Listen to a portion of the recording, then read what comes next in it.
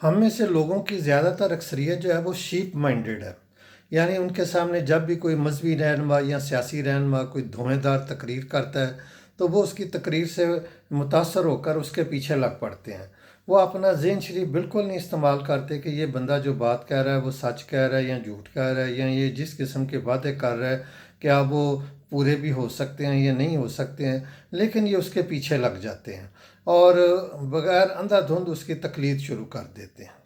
اب ہوتا کچھ بھی نہیں ہے، at the end of the year جس طرح شیپ کا مالک جو ہے وہ اس کی کھال اتار، یعنی کہ اس کی وہ وول اتار لیتا ہے، اس کی شیو کر کے اس کو جسم کو بالکل ایک قسم کا ننگا کر دیتا ہے، تو اسی طرح یہ جو مذہبی رہنما ہوتے ہیں یہ صدقہ خیرات کے نام پر اپنے جو مریدین ہوتے ہیں ان کی جیبیں خالی کروا لیتے ہیں، اور جو سیاسی رہنما ہوتے ہیں وہ چندہ کے نام پر اپنے جو فالورز ہوتے ہیں ان کی جیبیں خالی کرا لیتے ہیں۔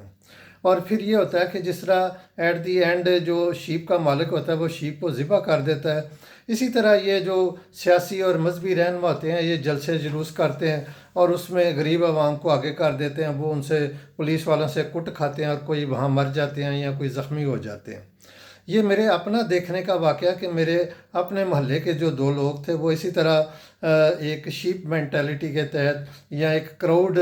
مینٹیلٹی کے تحت وہ اسی قسم کے ایک جلسے جلوس میں چلے گئے، وہاں انہوں نے جا کے وہ وائلنس اختیار کر لی، تو پولیس والوں سے انہوں نے کٹ کھائی، اس کے بعد وہ چلنے پھرنے کے بھی قابل نہ رہے اور بہت زیادہ بیمار شمار ہو گئے۔ تو اس لیے ہمیں جو ہمارے سیاسی اور مذہبی رہنما کال دیتے ہیں یا جو کچھ بھی وہ اپنا نقطہ نظر بیان کرتے ہیں اس کو اپنے عقل اور دانش اور شعور کے ساتھ ہمیں ایگزامن کرنا چاہیے کہ کیا یہ لوگ جو جس قسم کی باتیں کر رہے ہیں یہ ریئلسٹک ہیں یا یہ بس ایسے ہی بس خیالی پلاؤ بنا رہے ہیں اور یہ ہمیں ایک قسم کا مینپولیٹ کر رہے ہیں۔ تو جب تک ہم اپنے معاملات کو، اپنی باتوں کو، اپنے ایکشن کی ذمہ داری نہیں لیں گے، اس کو عقل سمجھ اور دانش مندی سے اٹینڈ نہیں کریں گے تو ہم غریب غربا ہی رہیں گے اور کٹ کھاتے رہیں گے، اور اپنی جو جیبیں ہیں، جو مالی چھوٹی موٹی جو ہمارے پاس ذرائع ہیں، مالی ذرائع ہیں، ان کو ہم صدقہ خیرات اور چندہ کے نام پر ان لوگوں کو دیتے رہیں گے۔